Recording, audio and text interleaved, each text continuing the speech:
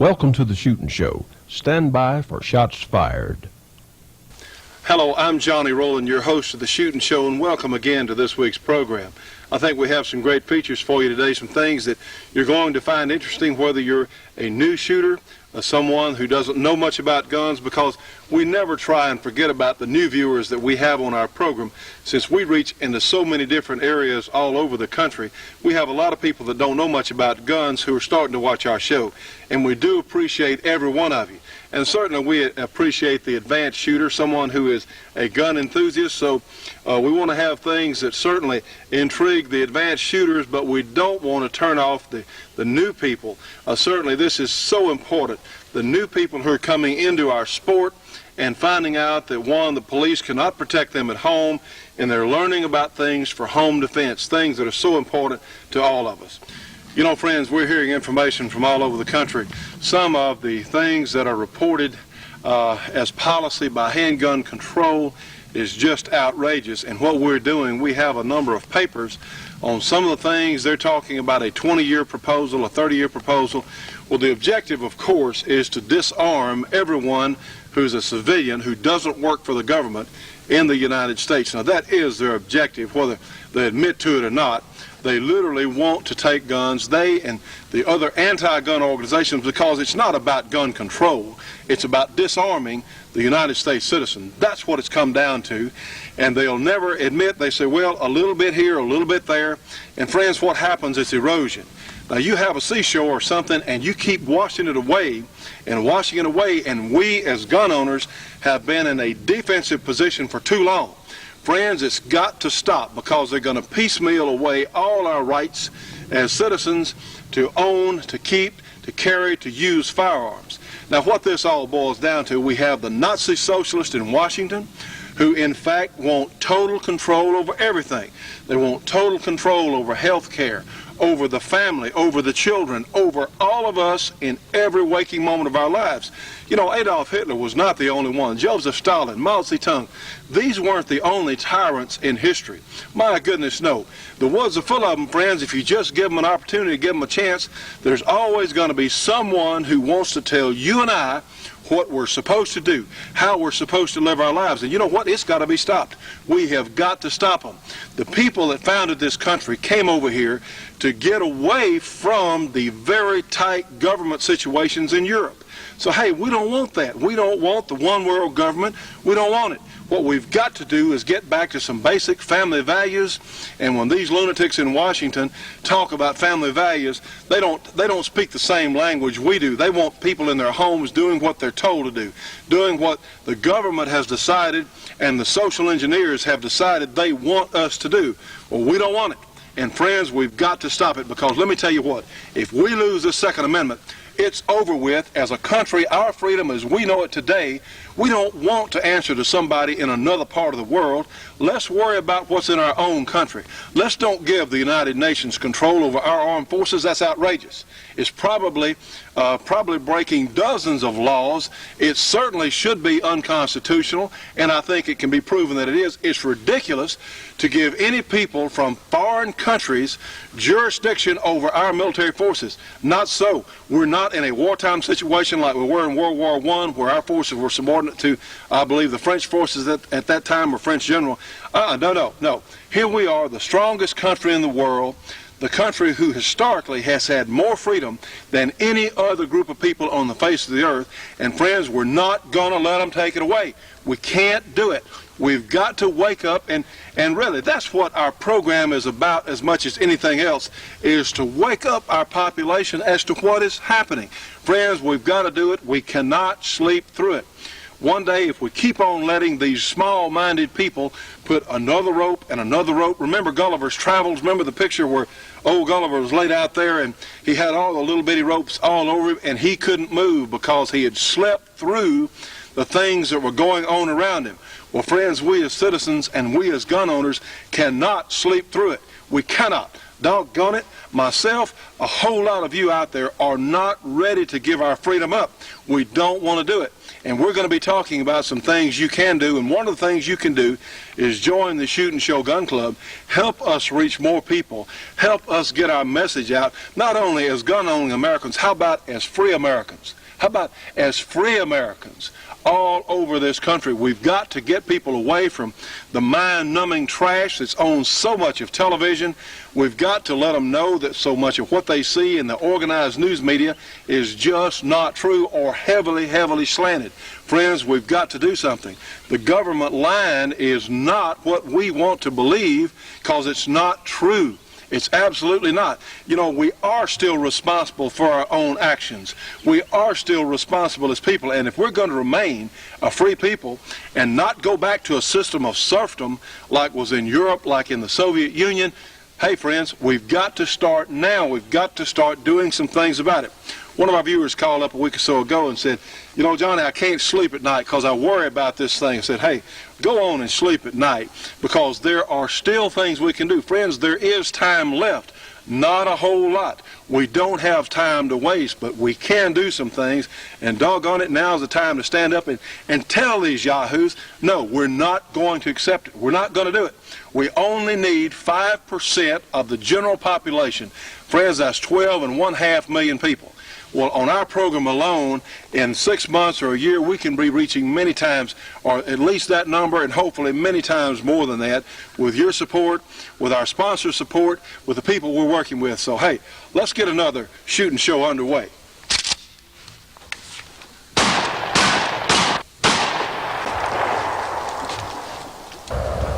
All right, friends, for today's lesson in Corbon ammunition effectiveness, we're going to shoot our volunteer water bottle here with another, shall we say, a Brand X manufacturer, their super high performance 10 millimeter load. Now watch our water bottle here, see what happens. Same drill with a Corbon 10 millimeter loader, just like you can buy.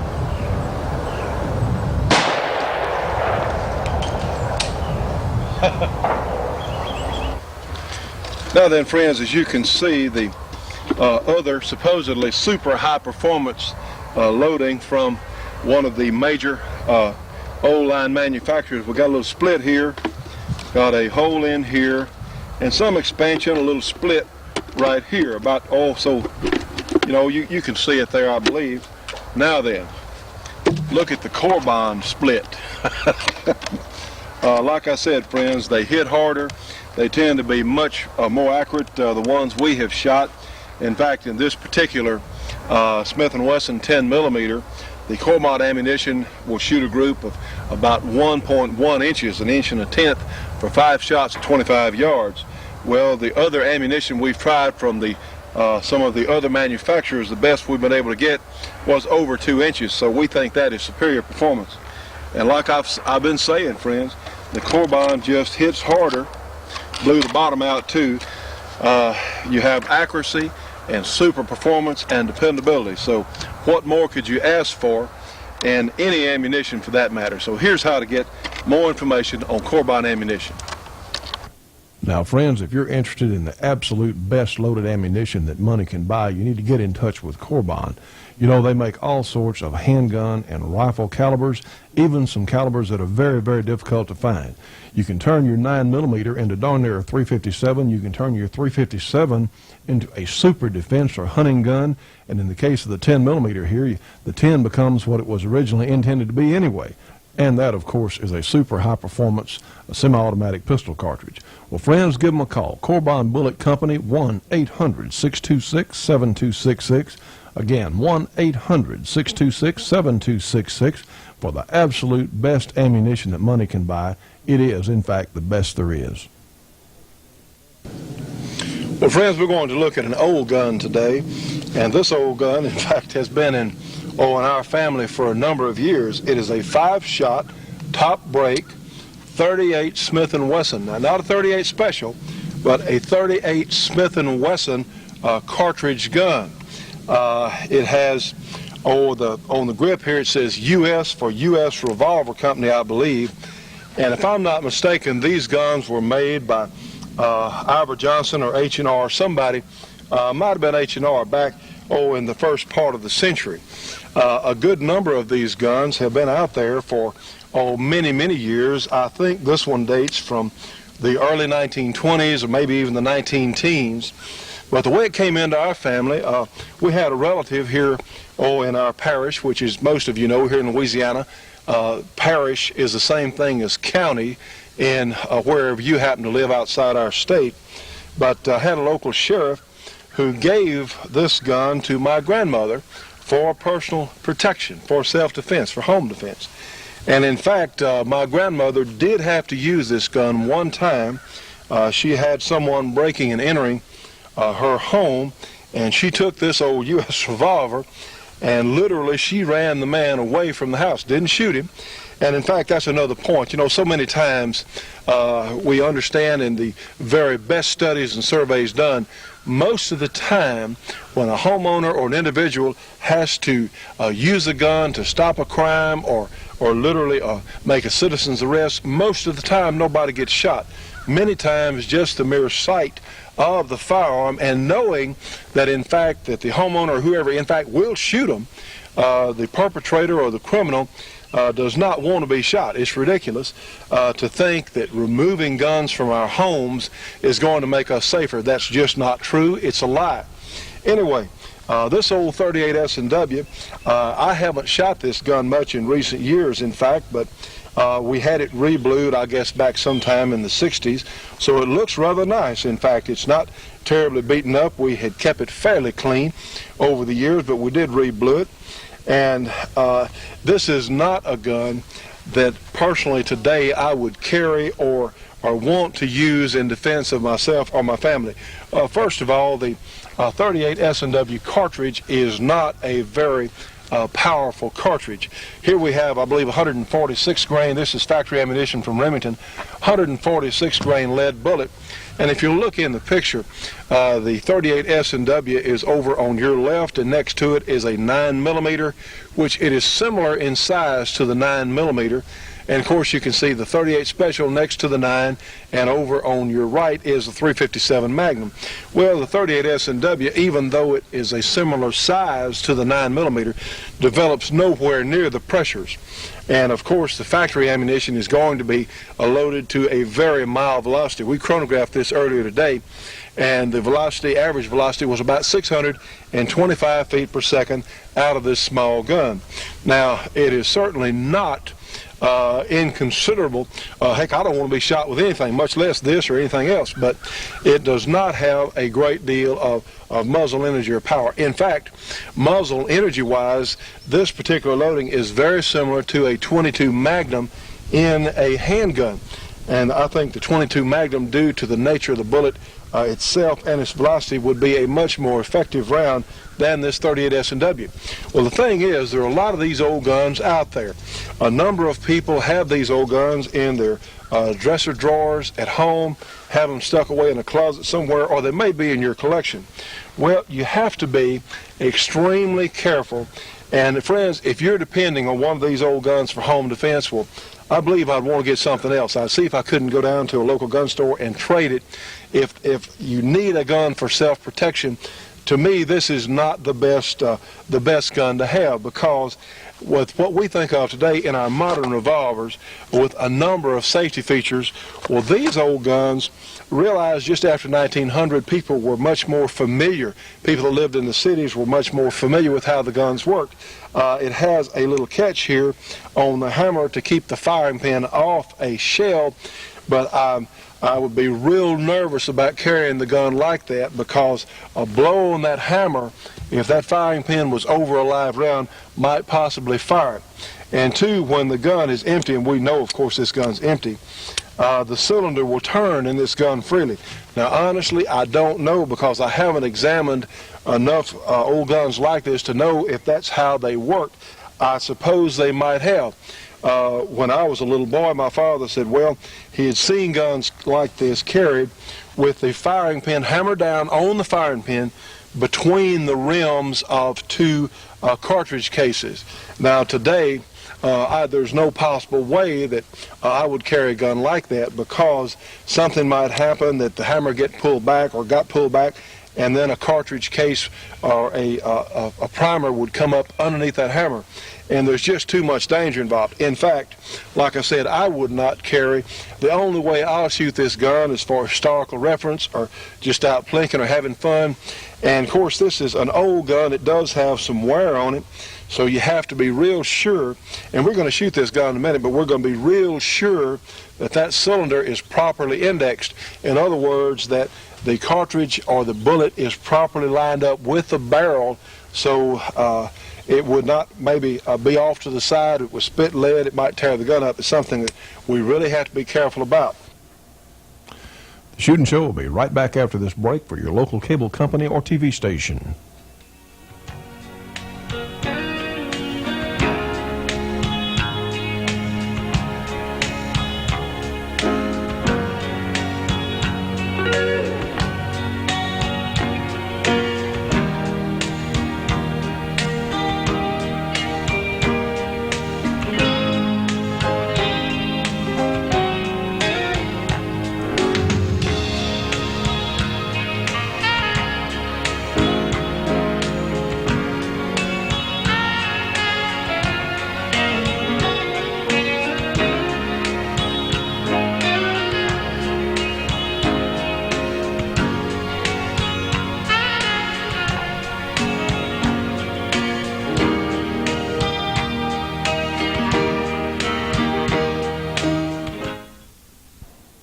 You know, friends, as gun enthusiasts, all of us should be subscribing to Shotgun News, the trading post for anything that shoots, with literally thousands and thousands of firearms bargains with 3 big issues monthly. Shotgun News, Post Office Box 669, Hastings, Nebraska. That zip is 68902. Their phone number, area 402-463-4589. MasterCard or Visa for subscriptions only now. Call them at 1-800-345-6923. There are a lot of these old guns out there, and a lot of people, including some who watch this program, think, well, the gun's there, it's going to work. Well, friends, these are not like a toaster or some other appliance, especially these old guns. They require that the ammunition be changed. They require that you know the safety procedures. You know, anything that has a reaction, a rapid or sharp reaction like this gun does when a bullet's fired, like a chainsaw or say a blender in your home or a gas stove, you've got to know something about how they operate, because there's always a chance that the mechanism can malfunction, and you need to understand, one, how to clear it, and certainly how to maintain and operate it properly. It is so important. Well, let's take a look at our old U.S. revolver here, and it does have some redeeming features which were pretty nice. You know, the way, when we say top break, you have a latch here above the hammer there, and of course the gun literally breaks in half, and what it does, you have a little catch, it will push the empty cartridges out with the ejector star. Now, I don't know who was the first company to develop this. The early Smith & Wesson revolvers were like this, and what it does, it gives you very rapid unloading and reloading. See, you can break the gun down, your cartridge cases come out, you can load it quickly. It's very easy to reload. It's a very simple system. And in fact, there are still a couple of revolvers made today that are similar in the way they work. It's really not a bad idea. In fact, Navy Arms has a reproduction of one of the old Smith & Wesson revolvers that works very similar to this. It is a good and fast system. I think today probably the locking block here, I don't know how suitable that would be for, say, a Magnum revolver. The Magnum pressures really dictate probably a solid frame such as on this Smith & Wesson to completely safely contain those pressures, because you're darn sure if you had a high pressure shell in this old gun, you darn sure wouldn't want it to break open while you were shooting it. Absolutely not. Well, let's take a closer look at our old U.S. revolver. Now, friends, you can tell that actually the old revolver looks to be in pretty good shape. It was never, I don't know how much it was shot over the years. It was a used gun when my grandmother got it. And, of course, I used to shoot it some as a kid. I really don't know how much use it's had, but here's how it works. You can see we don't have a latch on the side. You'll see this hinge right here. Now you have the latch on top of the frame there above the hammer. You push that latch up and see it breaks literally, and see the ejector coming out here. See, it'll come out and then it reaches a certain point and it snaps back in place and it's ready to be reloaded. Now these are very, very simple guns. Of course, you can tell a very rudimentary rear sight there. It's on top of the brake latch there.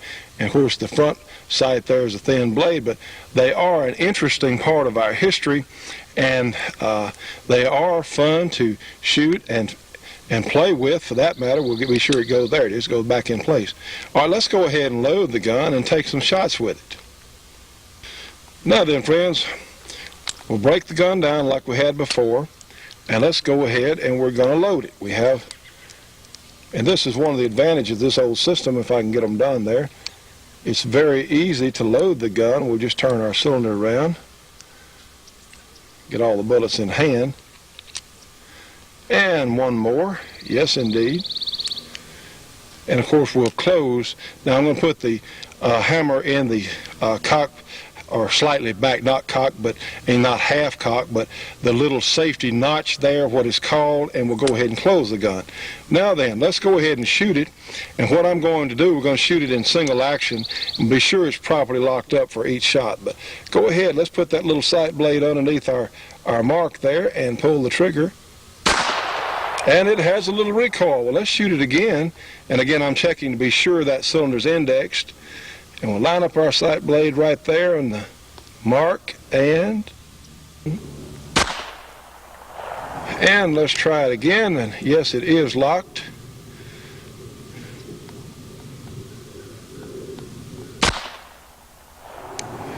And here we go, got another one.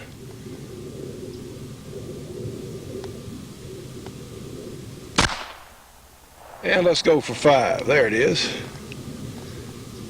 Like I say, being very careful to index that cylinder. All right. Put it back in the safety notch. We have all 5 fired. Well, let's go up and take a look at our group.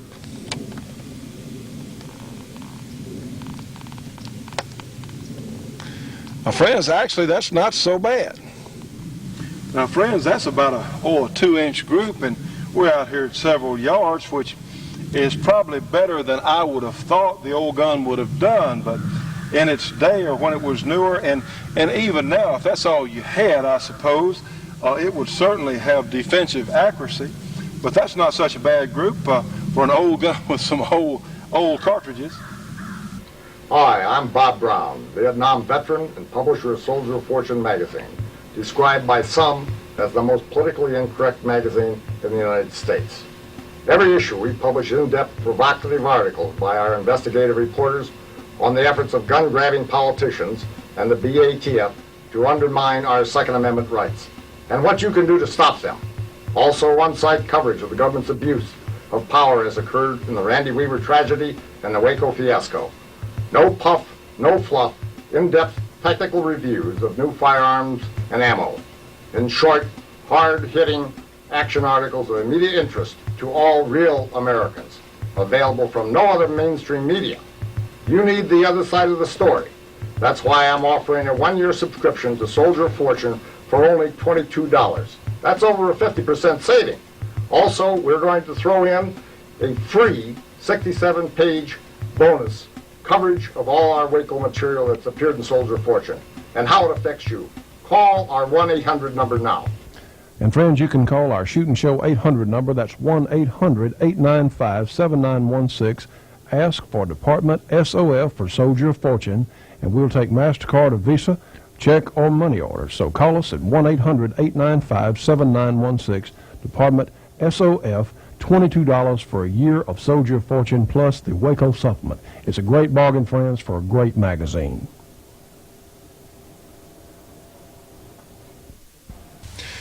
Now, friends, for guns like this, old revolvers or old semi-automatic pistols for that matter, if you come across one or you inherit one in the collection somewhere, or maybe a family member has one.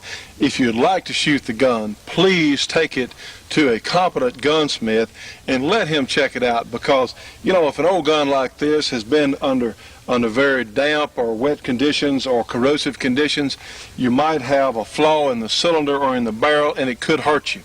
Please do not shoot one of these old guns without having it checked out. And you know what?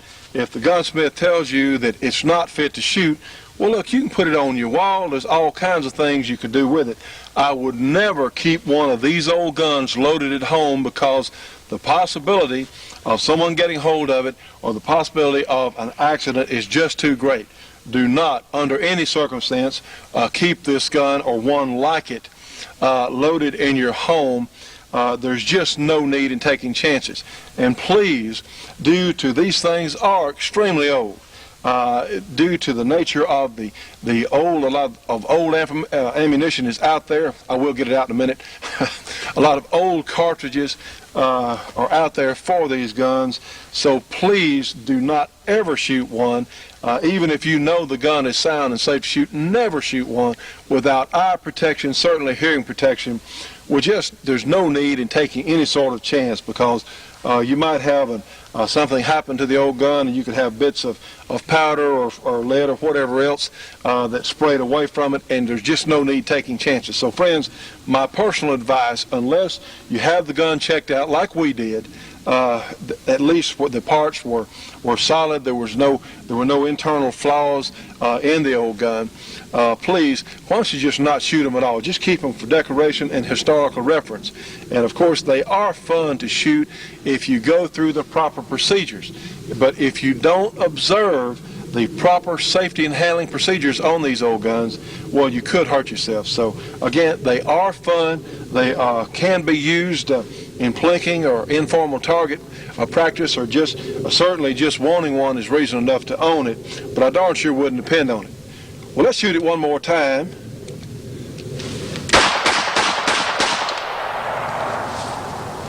So again, they are fun, and hey, the old thing still works. Did you ever try to throw an axe, throw a tomahawk, or throw a knife? Well, now you can with AccuBlade's free video on the art of throwing weapons, free with any axe, tomahawk, or knife order. All AccuBlade products are made by hand in the USA. Please allow 4 to 6 weeks delivery. Now, friends, you see me throwing some of the AccuBlade products here, and of course I got some information from the people with this company, and within a few minutes, in fact, I was out there throwing the knife, the tomahawk, and the axe. You can see it's really not that hard. It is entertaining. It's a good sport.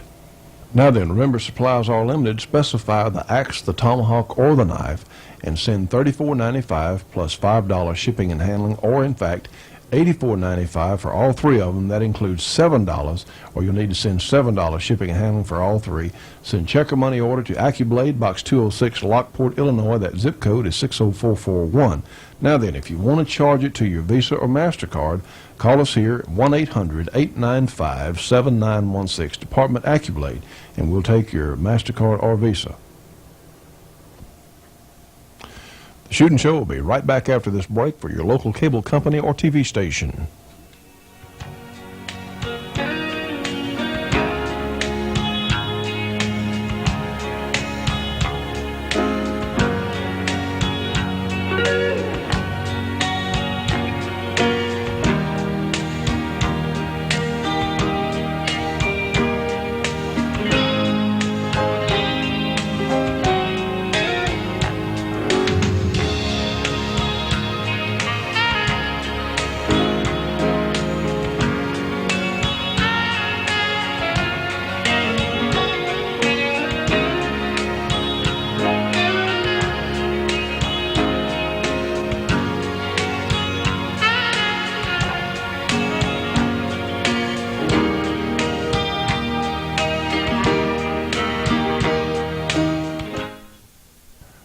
And now we're going to feature a piece this week with Art Alphin, that is Lieutenant Colonel Art Alphin, retired. formerly an instructor at West Point. And of course, we have some of the original military tapes Art used to use in classes there at West Point. Now, let me remind you, he today has the great A Square Company at One Industrial Park in Bedford, Kentucky, and they build some of the finest big game rifles and ammunition that's available in the world today. So give them a call at area 502-255-7456 for more information on the great A Square products. Now, today we're going to talk about Custer's Last Stand. We had run this on our program earlier last year, and we have so many new viewers, we think you'd really enjoy seeing this again.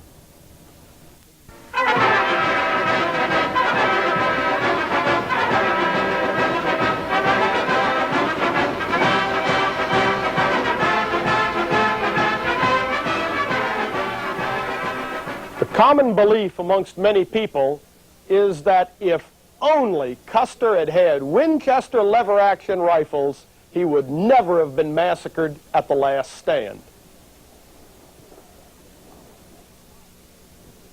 You've seen the Model 1873 Springfield before.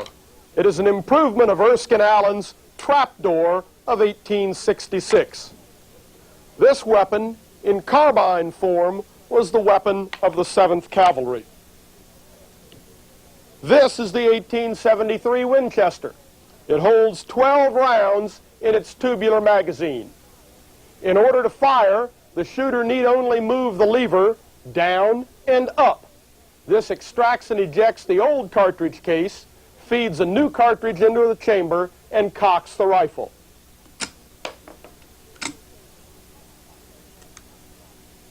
Let's watch the Winchester strut its stuff on the range.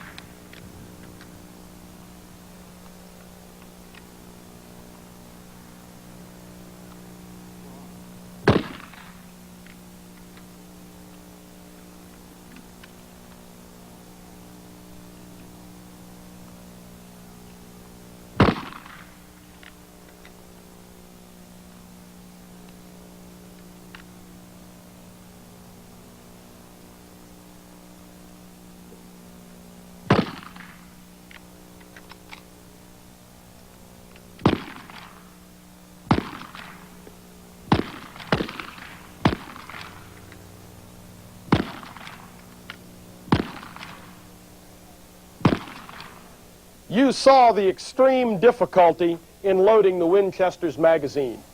When you put the lever action against the clock, all of a sudden its volume of fire is not so great. Further, some of the rounds were hitting short. When you fire at the extremely high rate, which I did with the first magazine full, 12 rounds in 15 seconds, you find that you can't reacquire the sight picture because the slap of the upward motion of the lever knocks the barrel downwards. If you are to deliver accurate fire, you must take 2 or 3 seconds after the motion of the lever to reacquire your sight picture. On the chart, it looks like this. The difference in volume between the two rifles is not that great. And remember, with the trapdoor Springfield, when the range closes, his volume of fire will go up to 9 or 10. And the Winchester at 13 is going flat out constantly. What about the range? Are we cheating the Winchester? Surely it must be better than this. In fact, we're giving the Winchester the benefit of the doubt. The Model 1873 Winchester was chambered for 4 different cartridges. The most powerful of them was the .44-40. That's a 200 grain .44 caliber bullet with 40 grains of black powder. Chronographed on modern instruments, it delivers just over 1,000 feet per second. This means that the Model 1873 Winchester is only slightly more powerful than the .45 automatic of today. The Winchester was about a 120-yard rifle at best. In fact, at 120 yards, the Winchester had roughly the energy of a .45 automatic at 80 yards. Why did Winchester use such weak cartridges? The Model 73 was really a very poor design. Though it looks on the outside like a nice big lever action, when you take the side plate off, you find a different story.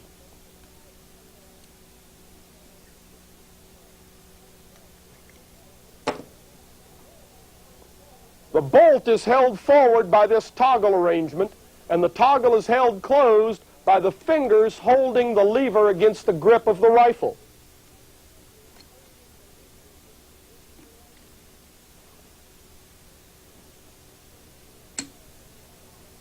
You couldn't make it for any more powerful a cartridge.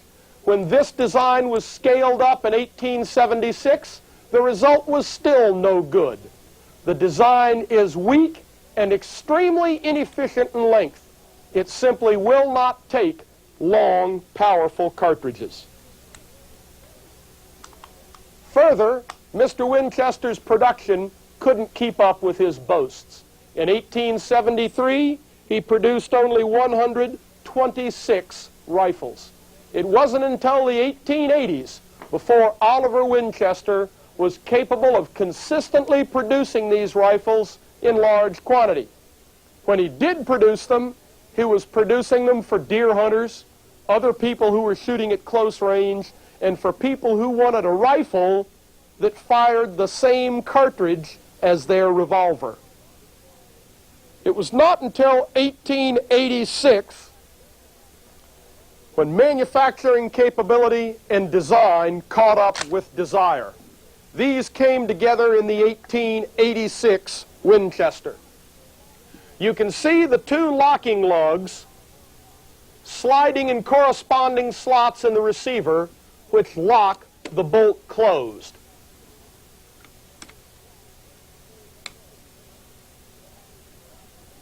This was the first lever action that would take the large black powder cartridges that ranged out to 150 yards and beyond.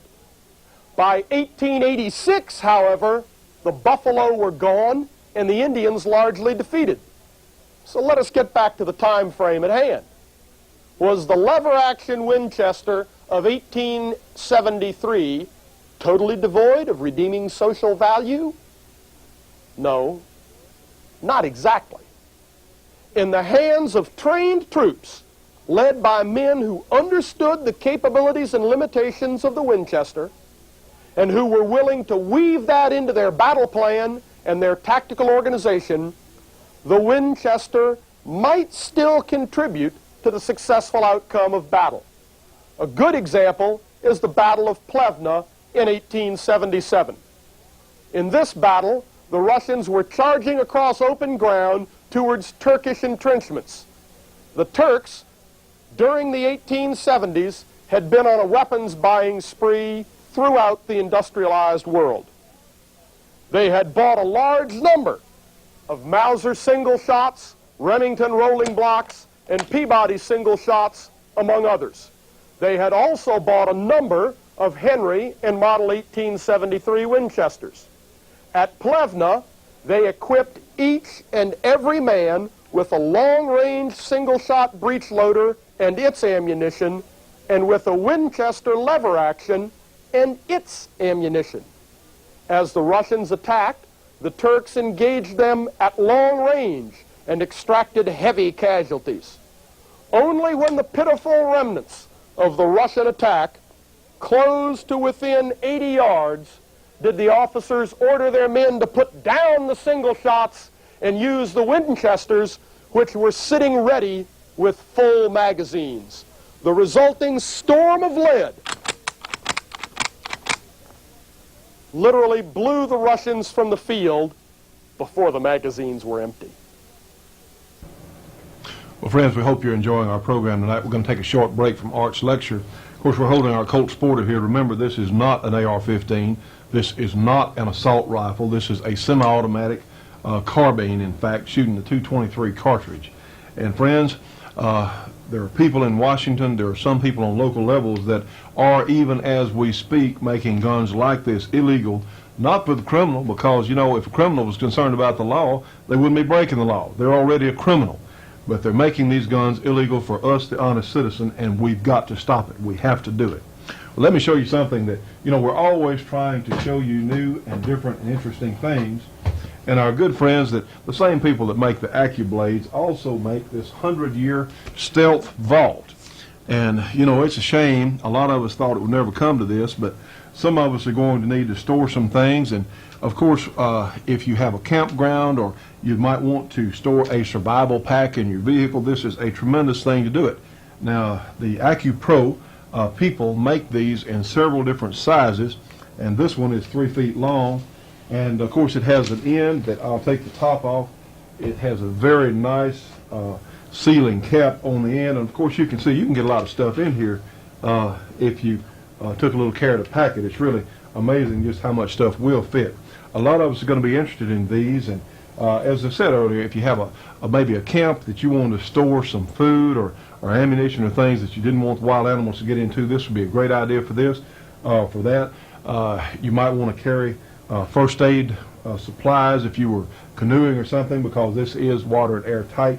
They also sell some of the things that take the moisture out of the air. And let's tell you how to get in touch with those people right now. This is the 100-year stealth vault, and they do come in the 8 inches diameter by 24-inch sizes would be $55. The 3-foot lengths would be $65. The 4-foot lengths would be $75, and they can make some custom sizes for you. And you can get in touch with them. Write to 100-year Stealth Vaults at Accu Products, Post Office Box 206, Lockport, Illinois. That's zip code 60441. Or in fact, if you want to charge it to your MasterCard or Visa, you can do that by calling us here at the show, 1-800-895-7916. Again, 1-800-895-7916. That's really a good idea, friends. These are well made, and there's some very nice people that do these. And I tell you what, like I said, there are all kinds of uses that you can think of for one of these 100-year stealth vaults. Even a time capsule for maybe a high school group or a college group, or just anything that you need to keep safe and secure and sound for a long period of time. Well, let me read something to you. Here's an article we got out of the New American Magazine, which is a very fine publication, and it talks about, was the Wild Wild West really wild? It says, should the average American be allowed to carry a firearm while going about his daily business? The very thought can cause anti-firearm fanatics to regurgitate the cliche, it would be like the Old West. But in fact, the Old West was not nearly as dangerous a place as we might think. And we're just going to briefly excerpt this. It says, this is Dr. McGrath, author of the 1984 book, Gunfighters, Highwaymen, and Vigilantes, Violence on the Frontier. He minutely scrutinized 2 frontier mining towns in their heyday. And one was in Aurora, Nevada from 1861 to 1865, and Body, California from 1878 to 1882. He found that all of the ingredients were there for an epidemic of crime, but none occurred. A key factor was the extent to which citizens were armed and willing to defend their lives and property. Now, highwaymen, for instance, it says, might rob a regular stagecoach of its express box, but they'd rather leave the passengers untouched rather than risk a subsequent vigilante reaction. And coaches carrying large bullion shipments were never attacked because, unlike regular stages, they were guarded by 2 or often 3 or 4 rifle and shotgun wielding marksmen. Similarly, none of the several banks that operated in Aurora or Body ever experienced a robbery. Now, friends, it goes to show an armed population is a polite population. And you can join the Shoot and Show Gun Club and help us reach more and more people. And if you'd like, you can call us on our 800 number, and that is 1-800 895-7916. We will send you a gun club application, and it will have the things we're trying to do on the application there. It's $25 for an annual membership fee. Now, the good news is you can actually get your membership money back by buying through our Bullet Express if you're a gun club member, because we're making our Bullet Express products available to you, the gun club members, at our cost plus 10% plus shipping and handling. So if you buy very much, you're going to get your money back. But friends, we need your help because we've got to reach more and more people. We have to, because there's nothing short of taking everything away from us that shoots is going to satisfy these people. They cannot have their one world government in place. They cannot have total socialism in our society until they take these guns away from us. Why get the rifles? See, why get these when rifles are used in less than 1%, and we're talking semi-automatic rifles used in less than 1% of all gun crimes? Why start with that? Why? It makes no sense at all. They know the only way that they can ever dominate our society is to take these away from us, friends. We've got to stop them. We need your help today. Please join the Shootin' Show Gun Club. The Shootin' Show will be right back after this break for your local cable company or TV station.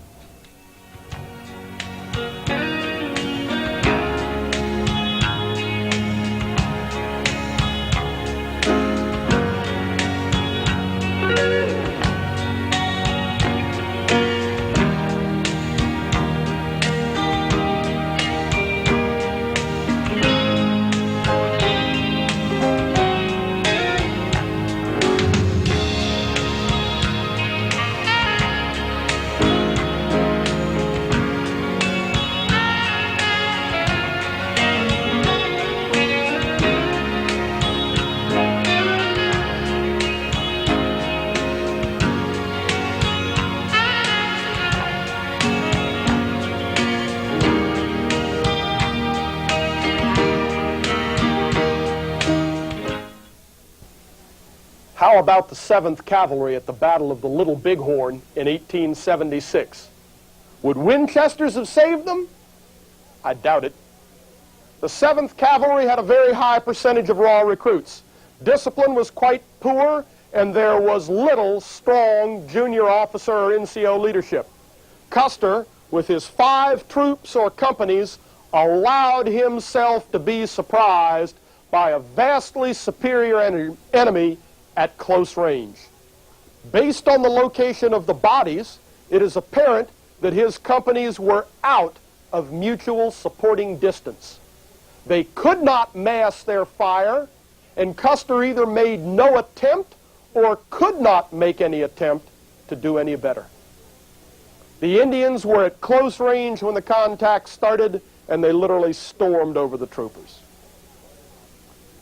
I should point out that based on the evidence of weapons confiscation from the Indians in the period 1876 to 1892, we can assume that of the Indians that attacked Custer, only 1 in 3 had a firearm, and of that 1 in 3, fewer than 1 of 3 again, 1 of 3 again, had any sort of breech loader or repeater whatsoever.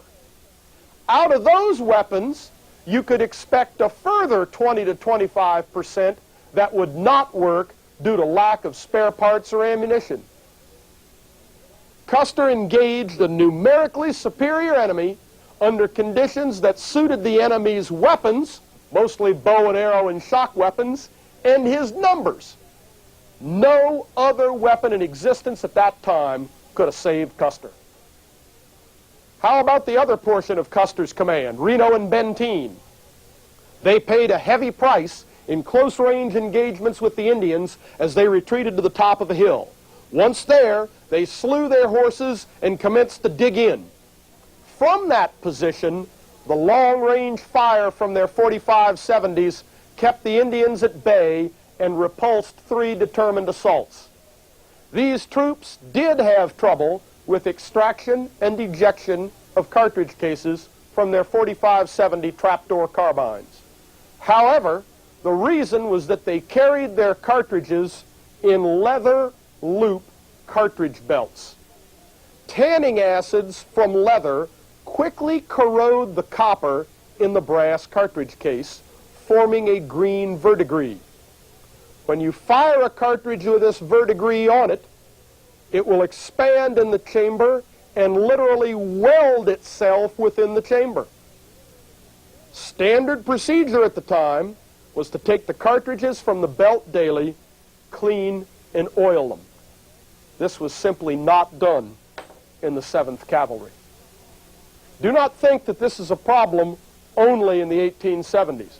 In the 1930s through 1950s, more than a few police officers were slain for the very same reason. If you look at Winchester and Remington advertisements of the 1950s, you will find that they advertise police ammunition in .38 Special, where the cartridge cases are plated with nickel so that this verdigris will not form. Back to Reno and Benteen. As the days wore on before Reno's and Benteen's relief, the Indians stopped charging and engaged in a long-range gunnery duel. A few men amongst the cavalry, Captain French being one of them, had brought the long-barreled infantry rifle with its more powerful ammunition. One member of the command, First Sergeant Ryan, had brought his privately owned long-range Sharps Buffalo rifle. It was these few men who finally drove the Indians completely out of range by virtue of gunfire alone. Myths, I suppose, die hard. Custer's defeat had nothing to do with his weapons. It was due to his cornucopia of other errors. The weapons of the cavalry did not suffer that great a disadvantage in overall volume of fire, and certainly had the combat range to make up for it. Custer simply never used them properly.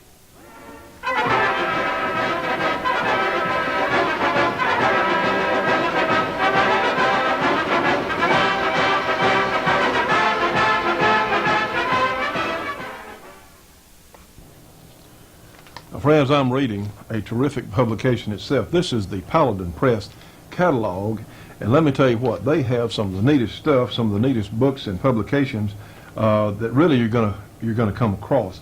All sorts of things. Now, everyone is not going to be interested in everything that's in here, but they have a lot of things that are available as books and pamphlets and videotapes that will be most entertaining to almost all of us. They'll certainly have something for everyone.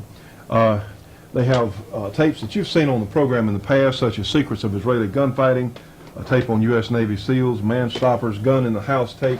All sorts of things are in fact available.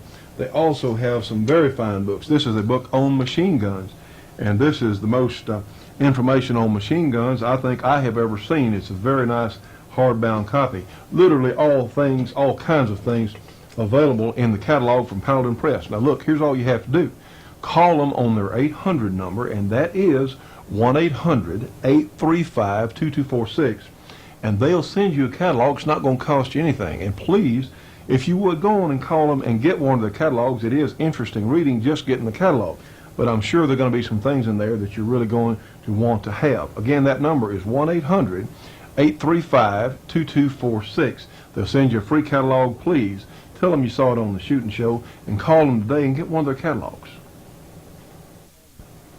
Now, friends, there's one other thing we're going to look at today. This is the all-season tri-tote, and we showed this to you on last week's program, and this is the neatest system that I've ever seen for carrying a gun in the field. It's very simple. It looks probably, in fact, looking at it here, it probably will look more complicated than it is, but in this package comes not only the tri-tote and the necessary things to go with it, or it in fact has a videotape that shows you how to use it. And let me just tell you a little bit about this. It's the only carrier that uses or will carry long guns in 7 positions. It'll carry your bow in 8 positions, or fishing rods in 4 positions. Now that's while in use in the field. That's accomplished without any attachments or holes in the equipment, and leaving you hands free in many of those positions. Now this is used and recommended by the North American Hunting Club with 600,000 members. So yes, in fact, it is a neat system. You have Velcro And of course what the Velcro does is make it adjustable there for wherever you want to carry the muzzle of your gun, or for that matter, the angle at which you want to carry your fishing rod. And let's just get into it. It's very simple and easy to get into, and you have the waist strap here that comes around, and all the pieces and parts on this thing are extremely high quality. And of course it's infinitely adjustable because all of us are made differently, or we're come in different sizes and shapes certainly. But you have a hook here that is adjustable with the Velcro. So what you do, you just take your gun and put on the base there and put the muzzle or upper part of the barrel there here, and look, there it is. You can walk around, you can have it in the woods or wherever, and you can have it instantly available for use. You can immediately get your gun out. Now then, let's say that you're pulling a deer, or you're at the end of the day and you've got a lot of walking to do, or maybe you're on a four-wheeler or something. And of course we know this gun is unloaded, but they have an extra Velcro tab here that all you have to do is just wrap the Velcro around the hook here. And of course the hooks are very high quality. They're coated with a plastic material that won't scratch the furniture on your gun. And in fact you have a very high quality rubber type band from the pivot point here that goes, just put this over the hook there, and then your gun is secured, and you don't have to worry about it going anywhere or falling off, or in fact being dangerous to someone else. And you can also wear this on your back, and they have a number of things that they show you in the video on how to carry fishing rods. And you know, if you've ever been in the woods walking toward a fishing hole, certainly some of the places we fished back in Black Lake Bottom, believe me, you need both hands to get those limbs out of your way. You know, friends, this tri-tote system is really such a neat idea. I can't think of, it takes the place of a sling. Now, to me personally, of course, that Velcro does stick and your gun is going to be secure.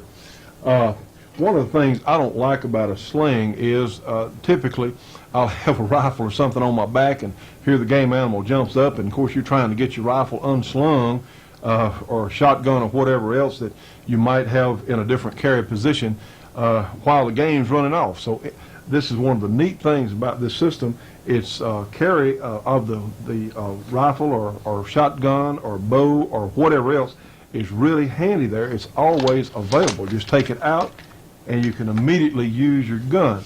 Really a neat system. Only $39.95. Call them now, 1-800-231-1443, the Hunt All Tri-Tote. There's some very nice people that make these things, and friends, please tell them you saw it on the Shootin' Show. Now what we have here is the catalog for Clark Custom Guns. That's Post Office Box 530, Keithville, Louisiana. That's zip 71047. Their phone number, area 318-925-0836. And friends, this is in fact a very neat catalog. It showcases most of the products and special packages that Clark Custom Guns offers on literally all sorts of handguns. And let's don't leave out that very fine Ruger 22 semi-automatic rifle.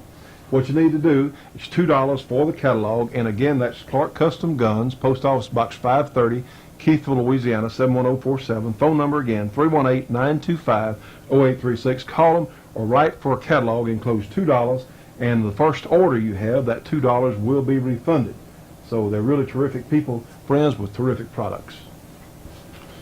Well, it's happened again. We have, in fact, run out of time for today's program. We thank everyone for being with us on this presentation of the Shootin' Show. Please remember, friends, our sponsors are, in fact, what's keeping us on the air. Please remember our sponsors. When you talk to them or ask about their products, please tell them you saw it on the Shootin' Show. It'll certainly help all of us. Remember, we need you to join the Shootin' Show Gun Club because, friends, our job is a big one. We have got to reach the rest of America with our message as gun owners. So until next time, we'll look forward to seeing you on another Shootin' Show.